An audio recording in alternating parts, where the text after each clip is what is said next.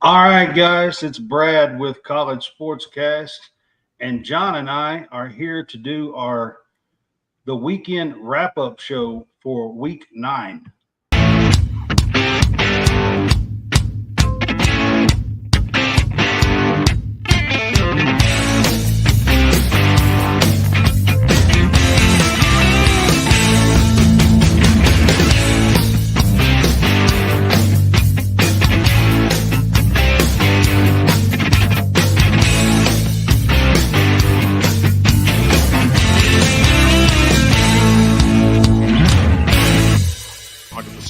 We executed. I heard a fan offer free Dippin' Dots if I blew it. Wanted to have some fun, execute. I had bombs. Stay as a team, execute, give 100%. Dippin' Dots sound good.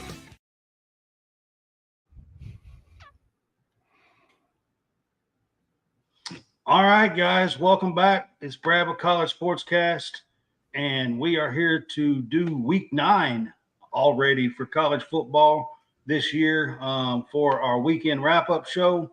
I've got John Roberts with me today. What's up, John? What's happening? So I've got a new laptop, guys. Hopefully things will run a little smoother than it has been the last little bit. So we'll see. Just to let everyone know that's going to be on with us today. Got something a little different here. But again, we are College Sportscast. We are presented by the Fanboys and featured on Let's Talk Sports, Sideline Sports, also the Real Fresh channel for this show on Sundays. Check them out.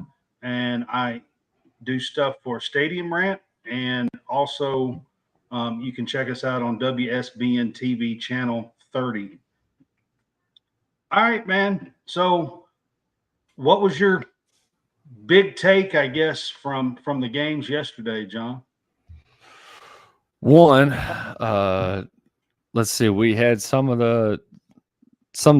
teams, or we got some little bit more of a shaping up of the of what could be the final push for the playoffs coming up. UNC lost a second game. Washington remained unbeaten in the Pac-12, right? They don't have a loss in the Pac-12, right? Okay, that's yeah. They're undefeated so far. That's what I thought. They struggled a little bit yesterday, but they did have a 10-point win, right? Like that at the end. But Utah got bumped by Oregon as being a number 2 team, so now Oregon is clearly in the driver's seat for the number 2 spot in the Pac-12. Because Oregon State lost 2 last night. That is correct. Oregon State lost to Arizona 27-24. We'll get into all those other scores in a minute, but so Oregon is clearly in the number 2 spot in the Pac-12 now. Right. Oregon is clearly the number 2, and it looks to me as well with Georgia made a statement without Brock Bowers. So if you thought that they were going to be a team that couldn't, may not be able to do it without Brock Bowers, they went out and proved that they can do it without him. I mean, they pretty much manhandled Florida. Towards the end, I think they allowed, put some players in, allowed Florida to score a touchdown or 2 towards the end. But for the most part of the game, I mean, it wound up being 43-20, but Florida didn't really score 20 points against the best. No, the 2 touchdowns late in the game were late in the game as opposed to touchdowns early on, because it was pretty much whatever to 6 for the most part. So that's what you were that was pretty much what was going on in terms of the that game that day. Penn State seemed to struggle with Indiana for a little while. Yeah, they did, and I was a little surprised. I don't know if that was a carryover from the Ohio State game or what the deal was, but yeah. Josh, glad to have you on, so appreciate you being with us today. And Louisville absolutely took Duke to the woodshed. Yeah, and that was without Riley Leonard, which Leonard did play for a little bit. Did he come in? He played. He's got stats in the game. Okay. Yeah, that's right. Yeah, he played. He was 9 for 23 for 121 yards, and then I believe he also had 10 carries for 13 yards. So Okay. Well, he definitely wasn't 100%. and he didn't play the end. I mean, like there was at least a series or so where he did not play because the backup did go 3 for 5 for 30 yards. So I'm assuming maybe the very end of the game they went ahead and took him out Yeah. and allowed the backup to play. Well, I didn't. I seen some stuff yesterday. I thought I seen where somebody had posted that he was going to be out, but maybe I guess he did play. He played. Yeah. Yep. But I guess we do have the top 25, and the top 25 is out, and Yep. the 2 team has still got that I guess the black cloud of the scandal that is going on with the stealing of the signs in Michigan, and I think this is still a hilarious, ordeal. But it is illegal what they did. So, Well, so yeah, we do have the new AP poll out today. If you want to get to that before we do the college football scoreboard, we can do that. Yeah. That's fine. we can do that. So to start with, Georgia, for the 20th straight week in a row, in the AP poll, is the number 1 team again, of course. And that's significant because the second place team has 21. So if they, remain number 1 next week, they will tie the second place ever streak. And that is the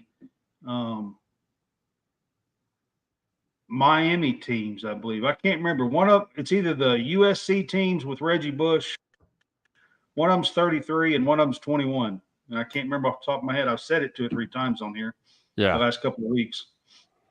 But anyway, they are number 1 still. Number 2 is Michigan still. Yep.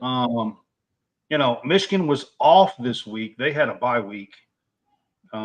Michigan did. So all their buzz this week was over this scandal that you're talking about.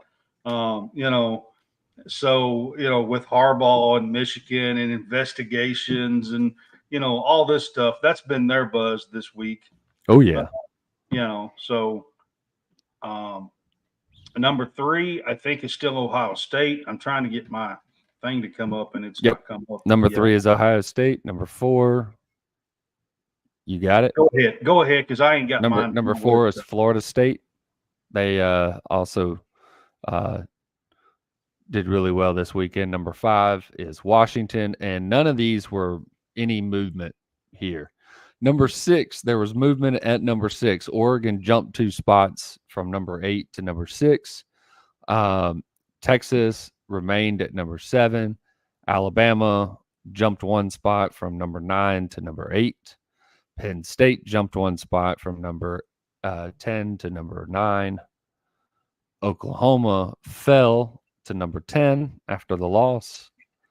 Ole Miss is 11. Notre Dame 12. LSU on a bye week is 13. Mizzou also on a bye at 14. Louisville, after their big win, is 15. Oregon State dropped 5 spots after their loss to and dropped down to 16. Air Force is at 17. Who's Utah, still undefeated, by the way? Air Force is. That's correct. They're 8-0. Utah, after getting their second loss, dropped 5 spots to number 18. Tennessee is in the top 20 now at number 19. UCLA is at 20. Tulane is 21. Kansas stays where they were, did not move up or down after beating Oklahoma. 22? Yeah, they stayed at 22, which I think that's kind of weird. But James Madison is now at 23, USC at 24, and we round out the top 25 with K-State. So K-State moves back in. I think that it shows no movement, so I say that they were number 25 last week. Oh, really? They may have been. So. I was thinking K-State moved back in after their win yesterday. Right. Yep. Yeah. But so your top 10, I think, are the main main ones that's probably you're looking at right now for, college football spots. I would think there's a couple of other teams that still have an outside shot. Mizzou is one of them. And LSU. Yeah. Mizzou is one of them. They actually get Georgia this coming week. That's correct. In Athens. It's in Athens. We'll get to some of the other games, but I just, while we're talking about these, Mizzou definitely is another team that still has an outside shot. If they could knock off Georgia, right.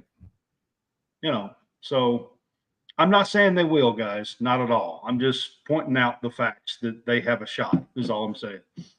Right. I mean, look, technically Ole Miss has a shot, but that one's a little bit more of a outside shot because Alabama has to lose twice in order for them to even get into, like, say, the SEC championship. And I don't think that they get in without, like, being in the SEC championship game. But there is that glimmer of hope.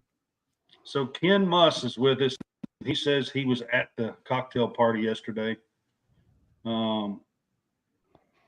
He says that my Gators were a pretender and Georgia is a contender. Well, the pros and cons of football here. There we go.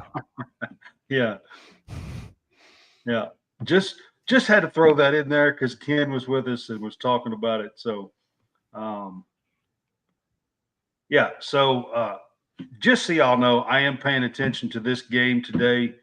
Will Levis has 4 touchdowns in his NFL debut right now going on, and I'm pretty excited to watch Levis. So I know we don't talk about this, but anyways, I had to throw that in there. Oh, yeah. That's from what I understand, I haven't turned on this game yet, but that is one where I've heard that he is balling out right now. So he is. Levis is looking like exactly what I thought he would look like. And I said I thought last year he was going to be one of the top quarterbacks in this class 5 years down the road. I've been saying that for a long time, and I'm going to stick with it. And I just am excited to see him play. So he gets his start today. So anyways, I had to bring it up. Yeah. Especially since John Hammonds was talking and Josh was talking about it a little bit. So, all right. So let's move on to our college football scoreboard. Again this week, guys, it started on Tuesday night. This is another. We've got a few more weeks of that where we will see Tuesday night games. And we had New Mexico State beat La Tech 27-24. Last Tuesday, and Liberty, who is still undefeated, by the way, guys, as well, beat Western Kentucky in Bowling Green, which is about 20 minutes from me down the road, 42-29. On Wednesday night, Jacksonville State beat FIU 41-16, and UTEP beat Sam Houston 37-34. Then on Thursday night this past week, Virginia Tech smashed Syracuse 38-10, which I found was kind of an odd-looking game because Virginia Tech really hasn't looked good, and Syracuse started out 4-0 and looked good, and since then they have been terrible. Georgia Southern beat Georgia State 44-27, and then on Friday night, FAU beat Charlotte 38-16. And that was the games before Saturday. Yep. For this week. And then on Saturday, the games that I have listed here, and let's see if this is, yes, the full list. All right, Florida State beat Wake Forest 41-16. Kansas, at the very end of the game, comeback, scores a touchdown, beats Oklahoma 38-33, makes a huge statement. This was at home for Kansas, but beating Oklahoma, who was undefeated and the 6th-ranked team in the country, is a huge, huge deal for a football school or basketball school like Kansas in football. And this game was also delayed for a while due to lightning in the middle of this game. So right before halftime, I think they had to shut it down for a little while because of lightning. And that way, that game did go into the 2:30 kicks, a lot deeper into the 2:30 kicks than what you would normally see because of the lightning delay. And so a lot of people may or may not have been able to see the Oregon game, or they had to switch over to FS1 or something like that to finish out one of these games. Daniels did not play in this game. Their backup, Jason Bean, who's been playing a lot because Daniels has been out, played in this game. So just to throw that out there as well, this was a big, big statement for Kansas. We already said Penn State kind of struggled with Indiana 33-24. UMass beat Army 21-14. Boston College beat UConn 21-14. This was a strange score to me as well. Northwestern beat Maryland 33-27. That was a big, big win for Northwestern, to be quite honest. That is a strange score, no doubt. Yeah. Texas A&M beat South Carolina 30-17. Now, John, I'm going to pause here on this one because last week I asked which one of these were two of the three schools, Arkansas being the other, which one of these three schools are we going to see the first change at head coach? Right. And A&M handles their business at home, beat South Carolina. South Carolina is 2-6. Arkansas is 2-6. Correct. So I'm not saying they're going to make a change yet. I'm just saying it's not looking good at both of those places. Right. Kansas State beat Houston 41-0, blanked them, which was, Houston had just last week was tied with Texas, late in the game, and then they get blanked by Kansas State this week. So who knows what's going to happen in college football from week to week. West Virginia beat UCF 41-28. SMU demolished Tulsa 69-10. Nice. Western Michigan beat Eastern Michigan 45-21. Clemson loses at NC State 24-17. I'm going to say this with the Clemson game. This was the first time in the regular season that Clemson has lost back-to-back games in the regular season since 2011. Do you know what Dabo looks like without a generational quarterback? Apparently not good. Tommy Bowden. Oh, yeah. You're actually going to throw a name to it. Okay. I got what you were saying. Yeah, I got you. That's what Clemson and Dabo Swinney look like without a generational quarterback. And they had two of them there. So looks like Tommy Bowden, which was the predecessor to Dabo Swinney. Dabo took his job and was the interim for the remainder of the season that they fired Tommy Bowden. He had not really done well after for about 2 or 3 years, and was about to, thought he was about to be fired. The athletic director gave him, one more year, and that's when he ended up turning everything around. Yeah. And yeah. so when he first started, he wasn't doing all that great. Right.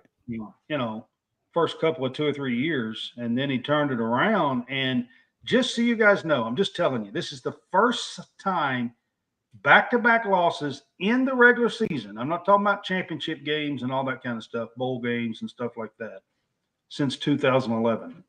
Like, that's a long time ago, guys. Seriously. Memphis beat North Texas 45-42. Georgia handled Florida 43-20. Texas walloped BYU 35-6 with a backup quarterback, by the way. Yep. So we have to acknowledge Texas being up there.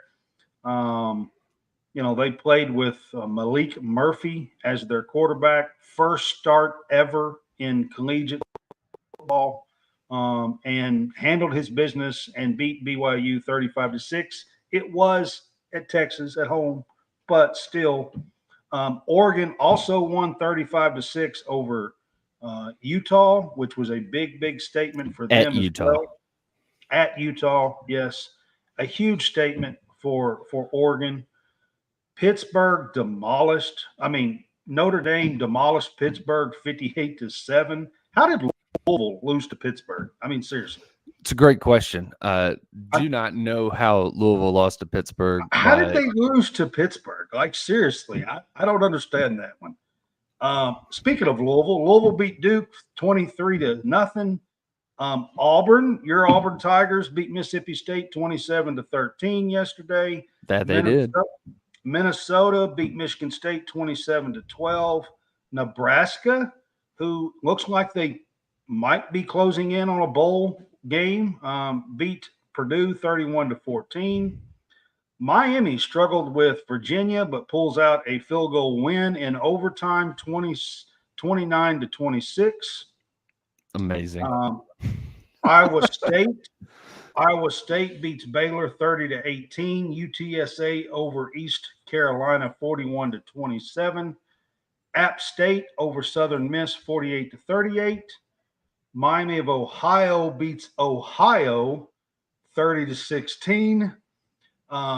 Tulane sneaks out a win at Rice 30-28. Rice has been playing really well and has a QB that maybe you guys have heard of. You know his name, right? Yes, it's the one from Georgia. Yeah.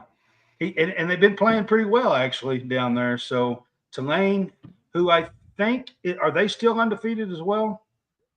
No, Tulane lost to Ole Miss early in the season. Yeah, that's right. You're right. So no, they are not. Yeah. USC somehow survives at California 50-49. Failed 2-point conversion at the end of the game. Yeah. And they were down 2 touchdowns in the fourth quarter, so you have to give them a little bit of credit. But they gave up 49 points to California. Yeah, I believe Williams threw for about 369 yards or so in that game. So, Caleb Williams was 23 of 40 for 369 yards, 2 touchdowns, no interceptions. And then I believe the team had 128 yards of rushing as well. So to go on top of that. Offensively, they played like they do. They just give up way too many points, and California's not that great. Yeah, they don't have a defense, and Cal's quarterback looked. It's the guy that came in because he was hurt against Auburn, or he was hurt going into the Auburn game, so he wasn't going to start the Auburn game. But he is their starter. Huh? Was it Sam Jackson? No, it was the other guy. The other guy? Yeah. Mendoza. Okay.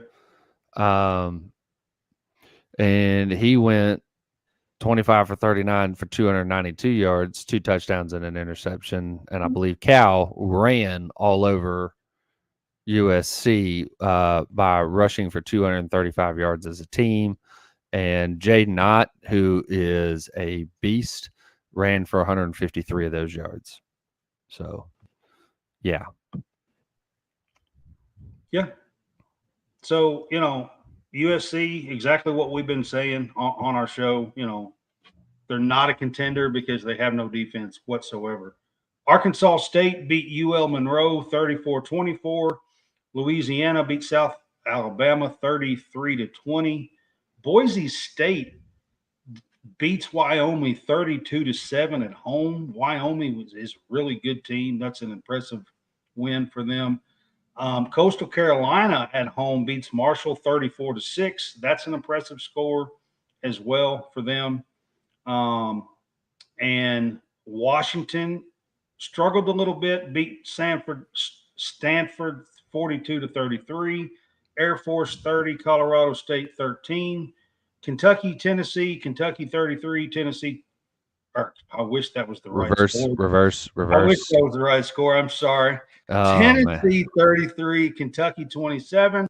I will say this: Kentucky played really well last night, except they could not stop the run.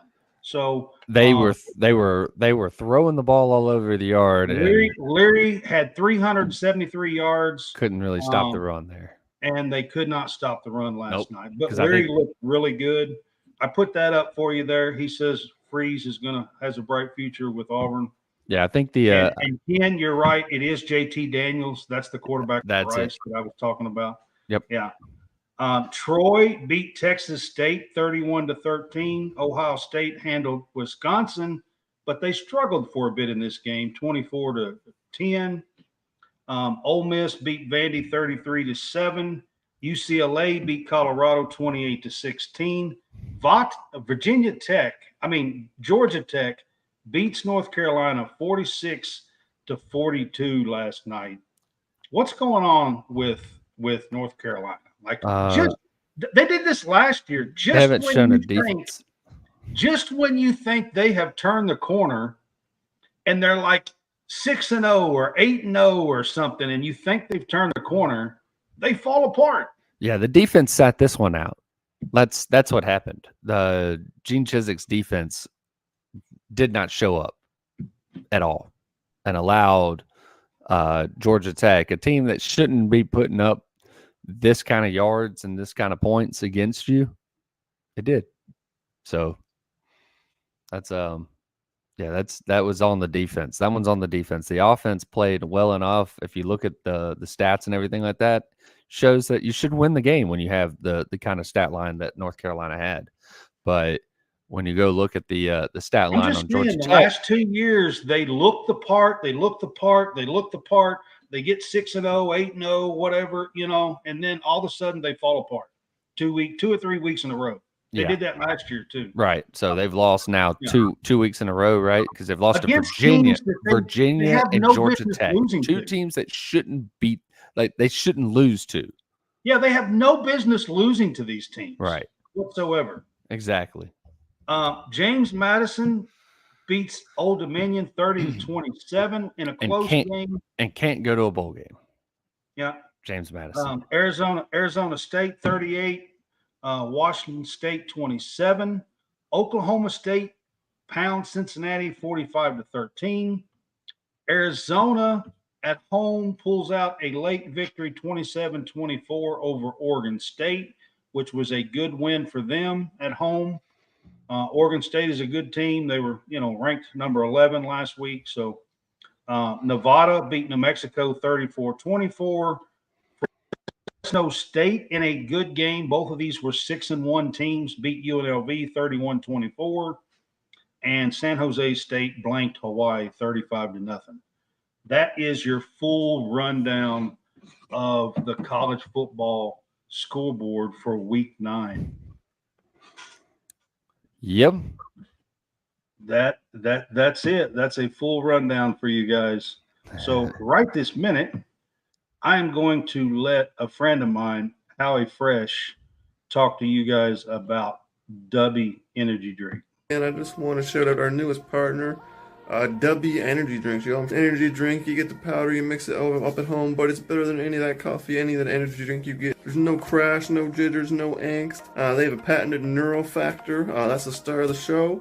They got brain food. I'm talking taurine, tyrosine, glutamine, more. They only have the best amino acids.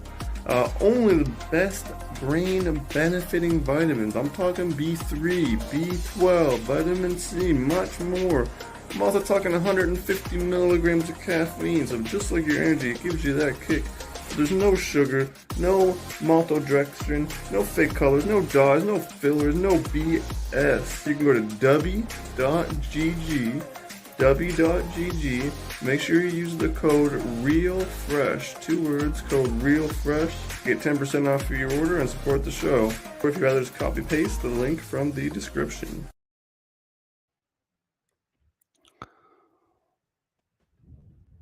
All right, guys, that was my friend Howie Fresh. He is got those W energy drinks. We're all busy in life and everything, so we're all sometimes needing to pick me up. So try those out, and use the code REALFRESH when you do. So, all right, let's talk about the college football landscape for a minute this week. I think, a couple of weeks ago when you were on, we talked about there was probably about 16 teams that had a legitimate shot. Now we're sitting 2 weeks later from that. I think it's more like 12-ish. It really is 10. Yeah, I mean, you can look at the top 10 and then maybe a couple of teams that are just outside the top 10. As far as your teams with the legit shot to win it all. So your top 10: Georgia, Michigan, Ohio State, Florida State, Washington, Oregon, Texas, Alabama, Penn State, and Oklahoma. Those all have legitimate shots. Now, here's the deal. A few of those teams are going to eliminate each other on here. So they're going to get knocked out later on within the next, few weeks. But as of right now, they all have a legitimate shot. Then when you get outside the top 10, you're looking at Ole Miss. Not really a great shot. They still do legitimate have a mathematical shot to get in there. It's not one that's real great. If you go down, LSU's got one, and I believe so does Missouri. 13 and 14 are legitimate shots. When you get outside of that, let me ask you about Air Force. Does Air Force have a legitimate shot to sneak in or no? They're undefeated. And we have seen teams like that sneak in at 4. I mean, if some of these teams beat each other up ahead of them, you gotta have some 2-loss teams in the top, up there at the very top. You're gonna have to have a lot more 2-loss teams up there for them to get in. And I just don't think you're gonna see that. So a group of 5 schools be up. Yeah, and I mean, like, look, if this were next year, then they're definitely if this is got next year, a real shot. 12. Well, one of those spots is for the group of 5, schools. So right. So the best team out of the group of 5 gets one of those spots. Actually, correct. So next year Air Force would be in great shape where they are right now for next year. They would be. Yep. Yeah. Now this year, there's 8-0, I believe. They are. I don't believe they've had a bye week. I think they're 8-0. Yeah. And they're playing in a conference that has some good teams in it. I mean, like I said, Fresno State's 7-1, UNLV 6-2. Boise State is right there. It's got a good team. Wyoming's got a good team that has 1 or 2 losses. So, I mean, their conference is not like weak. They have 4 or 5 teams that are 6-2 or above. Right. But again, what would they do when they start facing teams that are in the Power 5? That's what everybody's going to end up having to ask themselves. Yeah. That's what would they do against a team that when you face a Power 5 team? Because I felt like, it's our duty here, College Sportscast to, at least have a conversation about them. Right. Because they are having that type of season. They started way down the list. So a team like Cincinnati did it a few years back, but Cincinnati started in the top 25. Right. And Cincinnati also got beaten, I think pretty easily, right? Yeah. Once they got in, Yeah. Right. They did. So, yep. Yeah, they did. But I'm just, having that conversation because they are there. And in a season like this next year, they definitely would have a spot. So Right. they're worth talking about. That's the only school outside of, you went down to like 13 and 14 to LSU and Missouri. Right. To me, that's the only other school down in there that you could legitimately even have a discussion about, really. Right. So that was that should be about it right there. Like I said, you got, Penn State, Ohio State, and Michigan are all going to have to play each other, and Penn State's already lost to Ohio State. So, they're going to eliminate. If Penn State loses to Michigan in a couple of weeks, Then they're out. Right. But they're still, mathematically, they're still in it because you could have two teams from the Big Ten. I don't think they're going to have two teams from one conference this year. I don't think so. We'll have to take a look. But, Wisconsin and Oregon could eliminate each other.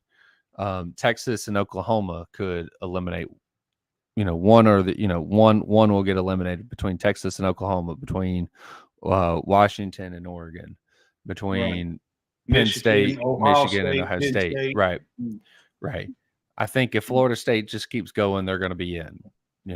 I think Georgia, they keep going, they're in.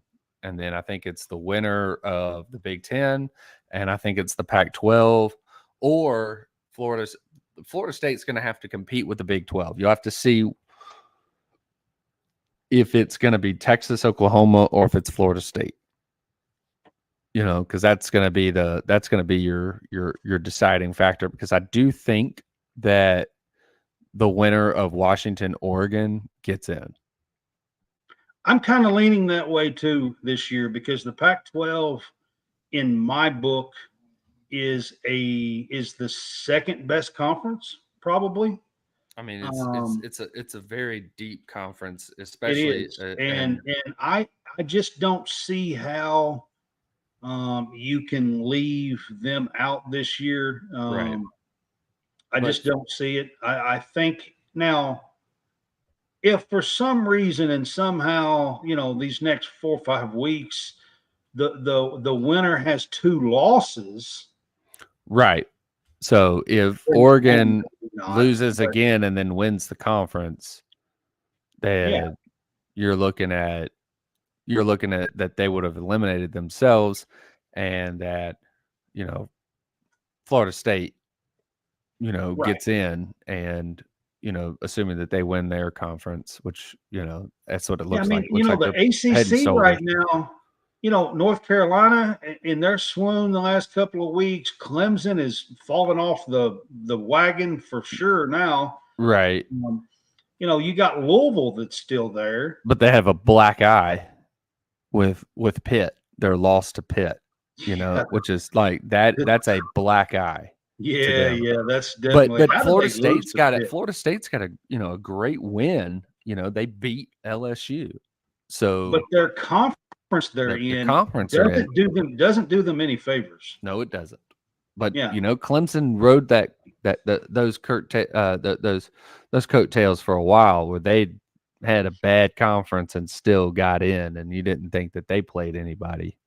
So, I'm not saying that they won't. I'm not saying that. I'm just saying, when you look at the conferences, ACC is not good. Yeah, and it stinks for Florida State, because Florida State's you pretty certain they're a legit team. They're just playing in a bad conference. Yeah, so I think they've proven with a few of the games that they have played, that they are a legit team. Right. Yeah. And so it stinks for them, because my belief is that if the winner of the Washington Oregon game, if they remain, they win out and they play each other in the Pac-12 championship, I think the winner of that game gets in. I think the winner of the Big Ten gets in. Georgia, because I assume Georgia's going to be the winner of, or Bama, maybe. Yeah, but I'm going with right now. I'm putting Georgia in, even if it is Bama. Yeah. I still think it's the winner of the SEC gets I'm in, going to go with Georgia. unless it's like a 3-loss LSU or something. And then that leaves you a toss-up between Florida State, Texas, and Oklahoma. Correct. Yeah, and then you have to For the because other you'll probably spot. have Texas and Oklahoma play each other, and so you'll be looking at the winner of that one getting in versus Florida State as of right now. Correct. Yes. Yeah. So that's basically the landscape, I believe, of the college football playoff right now. We're sitting at coming up to week 10 in college football, so we've got about a month or so before we get to the conference championship games, somewhere around there. right, it should be the first weekend of December, like December 1st or 2nd or And something we're at the like that. very end of October, so it might be 5 weeks until we. It get is. to There's that. 5 weeks. There's 5 Fridays in November, so Yeah. it will be. I think November 30th is the 5th Friday. I think that's how this math works, and which would put December 1st as the conference championship weekend. Okay. So Yeah. Yeah. All right, John. We've been doing what we've been calling the good, the bad, and the ugly. So for week 9, we're gonna start and have a little bit of fun here and tell our good, the bad, and the ugly for what we think happened in week 9. So I'll start with you on the good. What do you think the good was from week 9? Well, I mean, there's quite a few of them that you can have as the good from week 9. So one, we'll go with Georgia being able to show out without Brock Bowers and shutting down Florida and winning in a rivalry game where the crowd, the opponent is 50-50. As far Josh as put up there, he said Josh said Georgia is 3-peating. So yeah, well. Yeah. Stranger things have happened, but at the moment, right now, the good Georgia with what they did this weekend. Okay, if you're going to go with Georgia, I'm going to have to go with Oregon. Going into Utah, a extremely tough place to play. Elevation game. Kyle Whittingham has been tremendous at Utah as a coach. He has led this team, before this weekend to just one loss without Cam Rising, without their starting tight end, and had won some big games at home. We thought they might struggle with UCLA. They win, and a couple of other games, and Oregon comes in. Dan Lanning brings in Oregon, and Bo Nix. John, man, this guy. I mean, it's amazing what he looks like when he's actually coached. I mean, he just picks them apart. And Utah has also against. Well, actually, I would say against Pac-12 defenses, but Utah actually has a legitimate defense. So yes, they do. They have a legitimate defense, so that's you can't even use that argument there. No, you cannot use that at all. Not against Utah. You can't. No, there's a couple of defenses out there in the Pac-12. You can't use that defense. You can't use the defensive argument, but there are some of them where you can go, yeah, they just don't have a defense. Yeah.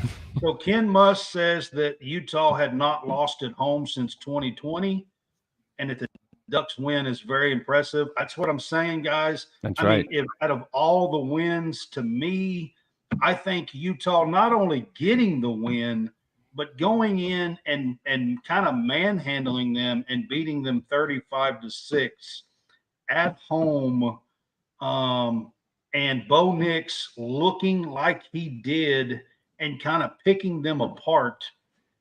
I mean, Oregon is right there to challenge Washington in the Pac-12. That's just all there is to it. Correct. Yeah. All right. So what do you have for your bad from week 9? All right. The bad, I'm going to go with Vanderbilt quarterback play. Okay. Vanderbilt quarterbacks went 8 for 20, 60 yards. That's not good. That's not really going to ever win you games. That's a 3-yard average. That's 0 touchdowns, and both quarterbacks threw an interception apiece. So that is 2 turnovers as well. Cumulative QBR was 26. It's a 14 for one and a 12 for another. So they both ran for, I believe, 56 yards total between the two of them. But and the quarterback was the leading rusher at 59, Walter Taylor. So 59 yards. So combined, the quarterbacks 120 yards total, which is not good. Yeah, that's pretty bad, I have to say. So Yeah. By the way, this is Auburn's next opponent. So Oh, y'all playing Vandy? Boy, y'all got it bad. Y'all got a rough schedule, I'm telling you. Oh no. We're Auburn is on a 4-game stretch. Okay, Mississippi State, Vanderbilt, Arkansas, and New Mexico State. Okay, I told you this last week. They're about to start a 4-game stretch that should make them bowl eligible and above 500 for the season. Yeah. Okay. Yeah. So I would think so. Yeah. Yeah, I would think so. Should. Yeah. I'll never know with Auburn, but yeah. So I'm going to say this, okay? So, and I know this one's probably going to be a little bit controversial. Go for it. Because a couple of weeks ago, they looked like world beaters. But the past 2 weeks, Oklahoma has not looked good. That's right. They come off of a bye week after beating Texas and struggled mightily and snuck out a win at home against UCF. That's right. Gus almost pulled off the one signature win. And then they go on the road and give up 38 points to Kansas after giving up 29 at home to UCF. Right. So I'm going to say the bad is Oklahoma's defense all of a sudden. Yeah, because I mean, like last year, that was the bad. That was their defense was horrible. That's why I'm bringing this up, because last year Oklahoma had a losing season and went 6-7, and the reason why they did that is their defense was horrible. They had a stretch where they were giving up like 50 points a game, and on an average, and Oklahoma a couple of 2 or 3 weeks ago when they beat Texas, we're all thinking, okay, Oklahoma has arrived. Venables has figured it all out. And, they are going to be able to be there at the end. But I'm saying hold up just a minute, because their defense is looking a whole lot more like it did last year all of a sudden. Not quite as bad. I'm not going to sit here and act like that they are as bad, but they're getting closer to looking like that than they are the first 6 games this year. Yep. So if you're a Sooners fan, you're hoping that they figure out this Oklahoma defense and get back to the way they were playing the first half of this year. Yep. All right. So let's move on to the ugly. It's always fun to talk about our ugly for week 9. We could go in several different directions, but and honestly, we're going to go with about 3 or 4 different teams' defenses here, or the lack thereof. North Carolina, USC. I mean, you could keep going on. I mean, of course, we knew USC's defense wasn't there, to begin with. North Carolina's defense not showing up at all the last few games. I mean, it's just it's those defenses right there. That is the ugly for for me this week is seeing North Carolina defense, give up what they gave up. And I mean, if you go look at it, I believe it was, here we go. So Haynes King was 23 of 30 for 287 yards, 4 touchdowns, and one. King. Haynes King. Yes, you heard it correctly. That is the same Haynes King that started at Texas A&M is throwing up numbers over here at Georgia Tech.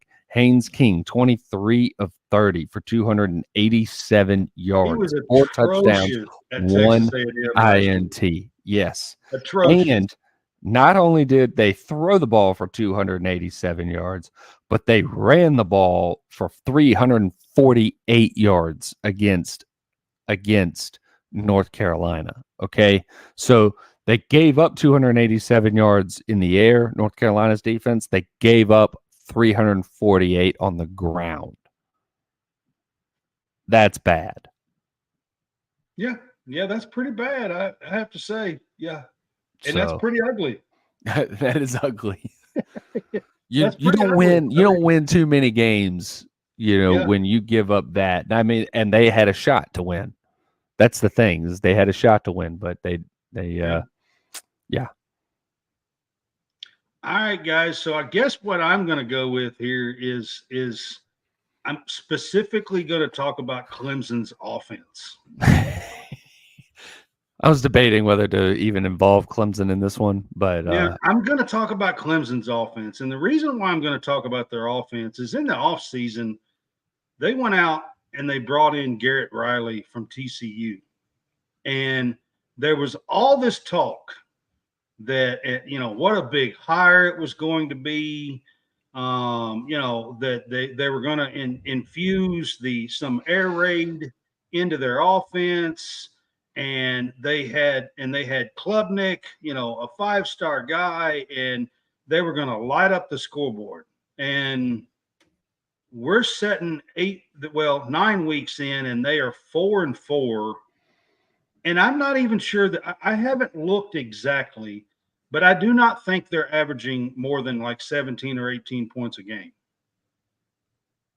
I don't think so. I don't think they've scored a whole lot, in total. They had 17 this past week against North Carolina State. Now, I will say this. North Carolina State does have a solid defense. They're not a great offensive team, but they do have a solid defense. But, however, 8 weeks in, Dabo Swinney has basically put a hold on Garrett Riley's offense, and he is basically running very similar to the same offense that he's run since about that 2011 mark that I was talking about earlier. And I just don't understand the concept of bringing in a guy with air raid concepts who is coming off a national championship game with TCU with his offense, and bringing that guy in and not giving him the green light to run his offense. Right. So here's the deal here. So Clemson, and you've got to take 2 of these games with a grain of salt, okay? Because they're early that were right. Yeah. Yes. So first game against Duke, 7 points. Second game against Charleston Southern, 66 points. This is where you have to take it with a grain of salt. FAU in the third game, 48 points. Yeah. All right. Against Florida State in game 4, 24 points. Against Syracuse, 31. At least one of those was a defensive touchdown. So yeah, I'm pretty certain of that, because I think if not a defensive touchdown, a defensive setup, one that where an interception took you to like the 2-yard line. Okay. Yeah. But I think they actually may have had one defensive touchdown and one defensive setup touchdown. So that one, you can't even think that was the 31's not a real number right there.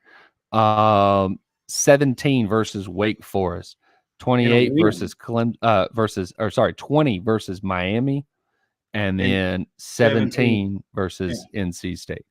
Right.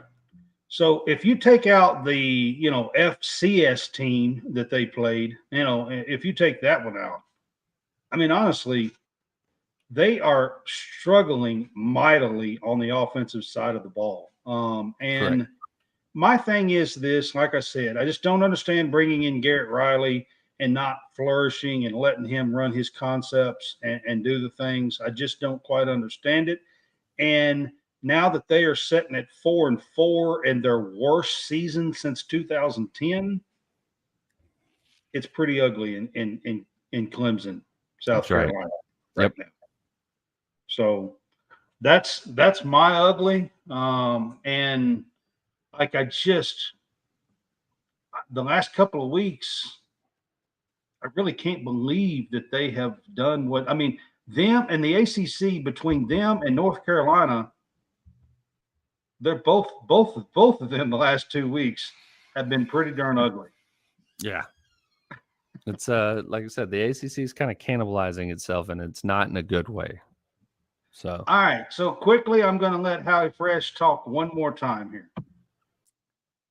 Hey, I am Hal Fresh here to tell you about the Real Fresh channel. That's right, youtube.com/the Real Fresh channel. We are a network aiming to bringing you various content each and every day, different types of podcasts, different type of content, anything from college SportsCast and fresh takes for some sports. We also got You Want to Do What? We got the Wrestling Corner. We got live stream. Just go over to youtube.com/the Real Fresh channel and hit us up today. Thank you for checking it out. Appreciate your time.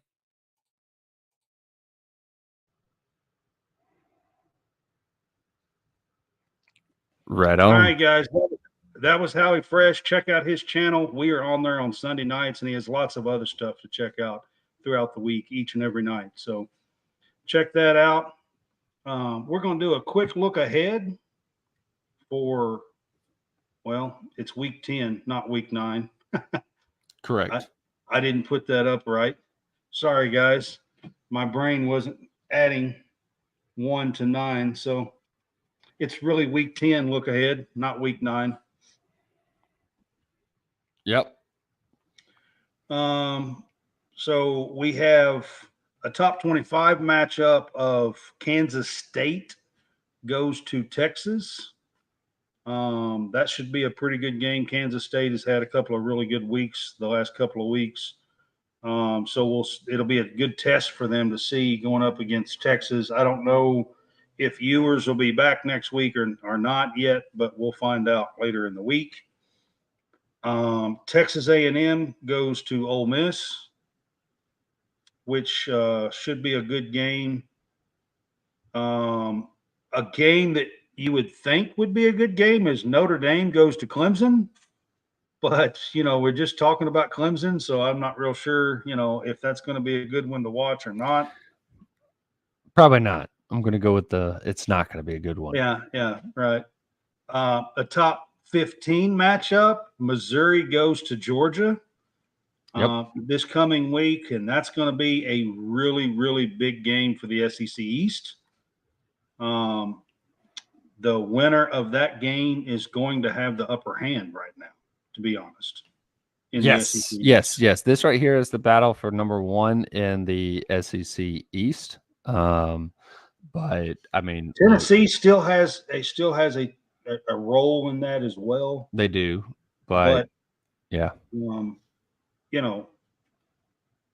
so we'll see exactly what happens. But they still have an outside role in that. Tennessee does, is what I'm saying. Yeah, they can still. I think they're more of a team that could decide it by beating or losing to a team rather than being the team that gets in. Right. On the East, I think they're more of a, they will have a role as a deciding factor, but they themselves will not factor into the decision. Right. So, yes. To continue the look ahead here, we've got Oklahoma travels to Oklahoma State. Oh, Bedlam. Yep. This is going to be the last one. The last one. Yeah. in this series for the foreseeable future as well. Oklahoma State is 6-2. Oklahoma 7-1. I mean, this should be a really, really big game coming up. Kansas goes to Iowa State in the Big 12. Kansas 6-2. Iowa State surprisingly is 5-3. They have looked and played a lot better than I think a lot of people give them credit for. Washington travels to USC. Washington the last couple of weeks has not looked like themselves, so we'll see what happens when they go to USC this week. Hopefully they will get back on track. LSU and Alabama is going to be the huge game in the SEC West. The winner of this game as well has the inside track in the SEC West as well. But with the loss for LSU, pretty much eliminates them from any sort of playoff contention at that point. Yes, for sure. Yeah. Yeah. But Bama is still. They've only got one loss in the SEC West. They've only got one loss, and it is not to an SEC team yet. They lost to Texas. No. They have one loss. They have two losses. Bama only has one loss. They lost to Texas. No, I'm saying LSU. Yeah, LSU has two losses, and yes, they lost one team. They've lost one game in the SEC and one game outside of the SEC. Yes. Right. So if they were to pick off Alabama, then they have the inside track. They would have the inside track. Correct. Yeah.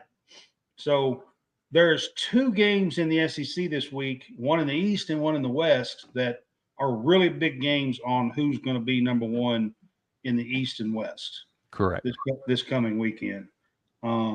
That is some of the top 25 games. If you want to look through and see if there's a few other games in there that interest you, that's this is more of just a game that would be interesting to watch if you're an SEC fan. Kentucky and Mississippi State generally have good games between the two of them. I know that they're both on two different really trajectories, or at least you would think that.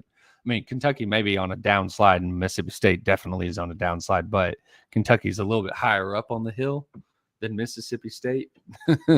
Right. But that game's usually pretty decent. Washington Kentucky and USC does not play well in Starkville, by the way, most of the time. Right. So Washington at USC. This right here, while we all believe that the USC defense is going to be the reason why they lose this game, the USC offense could still be a factor as to a way that they could win this game. So we need to keep our eye on that one, as that will, again, play a factor into the Pac-12 and if they still have a playoff chance. Another one, which I think would be a sneaky good game, is Jacksonville State at South Carolina. As what we were talking about early in the season, trying to see what Furman would do at South Carolina, Furman being an SEC team, an FCS team, and that ended up being a blowout South Carolina win. Yeah.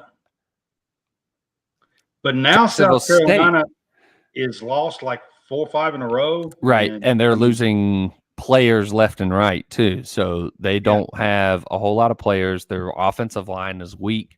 Jacksonville State's coming in with 1 or 2 losses on the season.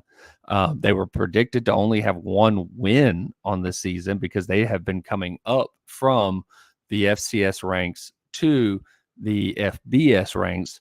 And I think that they could, at least compete with South Carolina, especially with South Carolina kind of being on that downward spiral. If they let up with this game, Jacksonville State could put a W up there. I'm gonna tell you right now, that might be a nail in the coffin right there. I don't know. I'm throwing that one out there because I think that one could be a good one to pay attention to. Just You may I'm not just have to saying, sit there and watch it, but I would be scoreboard. I'd be yeah, scoreboard watching, definitely. that's one that you that could be a nail in the coffin right there. I'm not Right. sure. Another one to look at 11. So that particular game, that South Carolina game's also at 11. But Texas A&M Ole Miss, because Texas A&M having like what looked like a pretty good complete game, other than like the first quarter or the first drive where South Carolina sacked their quarterback 3 That's times. what I was saying about nail in the coffin, Ken Yeah. Musk on the Shane Beamer loses job after Jacksonville State loss. Yeah. Could be. But another one to look at would be Ole Miss and Texas A&M. Yeah. That one could be a good game. That one's going to be in Oxford. That's a sneaky good game. I mean, yeah. Texas A&M still has a good team. I mean, they're not great, but they have a good team, and for sure they could challenge Ole Miss in They have a Oxford. really good defense, and again, Ole Miss has a good offense, and that's what you'll be able to. It's kind of one of those, good on goods right there on the field. So that would be something to pay attention to.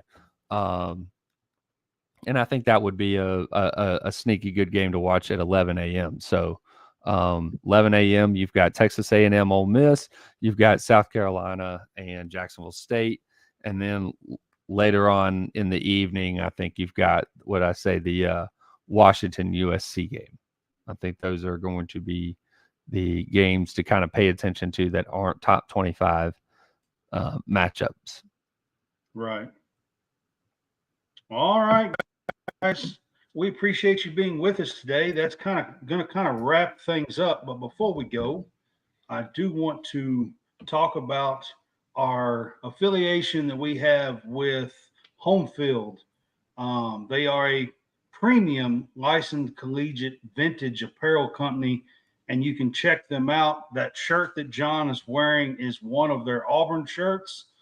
And they have over 150 teams. I was looking at it. I think it's more around the 180 team mark right now when I was looking at it, but they have at least over 150 teams available. Even teams like Furman and stuff that are FCS. And, so there's, if your team is not one of the top teams in the country and you're a fan of whoever, check them out, look it up. They have cool retro logos and mascots and designs and throwback teams, for each and every school. So it's a really cool vintage and retro stuff to look at. They have hats, they have T-shirts, they have hoodies, they have sweatpants. They have a lot of different stuff to check out. And each team, I think Auburn has 36 pieces. I think I've seen Kentucky has like 28 or 29, I think. So your team could have more or less. I haven't looked at all 175 teams. I've got about 5 or 6 of those shirts and a hoodie from Auburn. So it's really awesome. I've started to venture out and start looking at some of the other schools because I do like some of the other logos and designs. I think Cal Irvine is one that I'd looked at, like the Anteaters. I'd looked into, Tulane stuff with the Angry Wave. They've got some of those old school mascots and retro logos and stuff. I'm like, it's just really cool. That's right. And we're excited to have them along with us here at College SportsCast, because that's what we do is we cover college sports teams all around the country. And to be able to offer that to you guys is a big deal for us here at College SportsCast. And like I said, we're excited about being able to offer that to you guys. So what you can do is this. You can use our code CSCast for a 15% discount if you're a first-time buyer with Homefield. Go to homefieldapparel.com, and at checkout, you can use CSCast for 15% off. If you're not a first-time buyer, you can follow me or John, probably either one of us. Follow us on Twitter and we post links with our code, and you can also order through those links with our code behind them from our Twitter as well. So you can do either one. So we're excited about that. I wanted to give a little talk about. I know John. I noticed it when we first started. John had the shirt on. So yeah.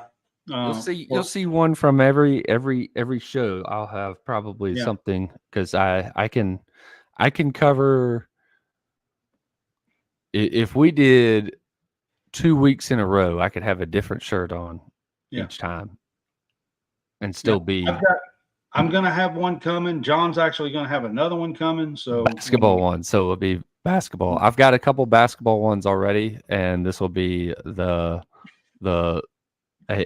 basketball one. And the really cool thing about Home Field too is that they research all those retro logos, and they even have the story behind some of those logos. Like the one that I got from that I'm getting next is the Peacock shirt, and that has a really cool, interesting story that Auburn embraced the Peacock logo, or the Peacock as a mascot. So, think about it, Auburn and however many mascots you already have in there embraced another one. I mean, as an outsider, embraced another one. Who knew that Auburn had a peacock as a mascot? I had no idea. Embraced it with the basketball team. Outsider, I had no idea. Embraced it with the basketball team in the 2021 season, and the fan base, it took off with the Twitter fan base, and then so much so that the official account for Auburn basketball was using it, and then Home Field picked up on it and licensed out the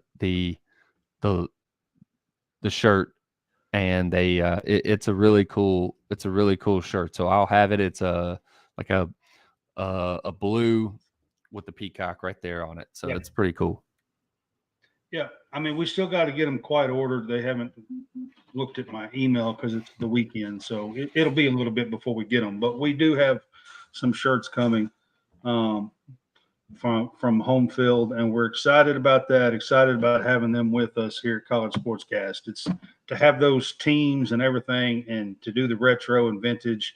That's kind of what's hot right now. It's what everybody likes, and it's cool to have that retro and those logos and mascots and designs and throwback teams. And by throwback teams, I mean like, championship teams from the 50s or the 60s or whatever. So you can wear stuff that's brand new right now, that's throwback, vintage, retro, and they're just cool designs. So check them out. All right, guys. So that's going to wrap up our show. Our next show is going to be Halloween night. Might do some kind of Halloween special here. I don't know. I don't know. It's going to be Halloween night, October 31st, Tuesday night, 8:00. We'll come in and do the Big Fuss show for week 10 and have a little bit of fun. I know one of my topics to look forward to is I'm just going to be honest with you. I'm going to throw it out there. After one specific replay that did not get overturned last night in the Tennessee-Kentucky game, I'm going to ask the specific question: is there any need for replay in college football anymore? Because I just don't see the need for it. I mean, did you see the one from Texas A&M? I did not, but I tell you the one from Tennessee, Kentucky, the dude was 3-4 feet out of bounds by the time he actually handled the ball. Right. I mean, it wasn't even close. Right. Yeah. And then the announcers are like, well, you got to have, undisputable evidence. What more do you need? If you can't have that as undisputable evidence, then why do we even have replay? I don't understand. Right. And like I said, from the Texas A&M, it's a tight end that had caught a ball, was able to toe tap and get the back foot, get the toe drag the toe across, caught the ball, came down with the ball, had possession of the ball all the way through, and they went and looked at it, and then just said play stands and said that he was out of bounds. Before we do this topic on Tuesday night, I may try to look up that call. You said it was Texas A&M? Texas A&M and South Carolina. The Texas South A&M Carolina? tight end. Texas A&M tight end caught a pass late in the game that should have been a touchdown. They ultimately got a field goal out of that possession. South Carolina, I think, went down and scored a touchdown to get within one score. And then Texas A&M was able to put it away after that. But it made the game very interesting when they didn't score the touchdown right there. Ken says, I agree. How many plays actually get overturned? Almost none.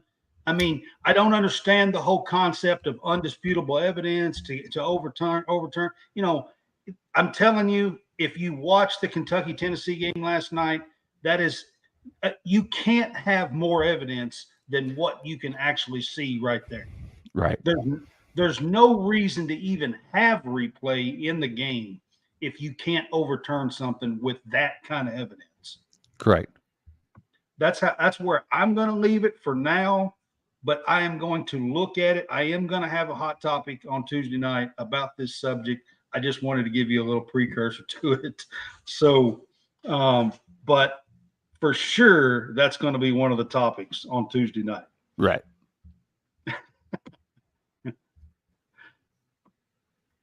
Yeah, Ken Musk says eliminate replay and reinstate the clock.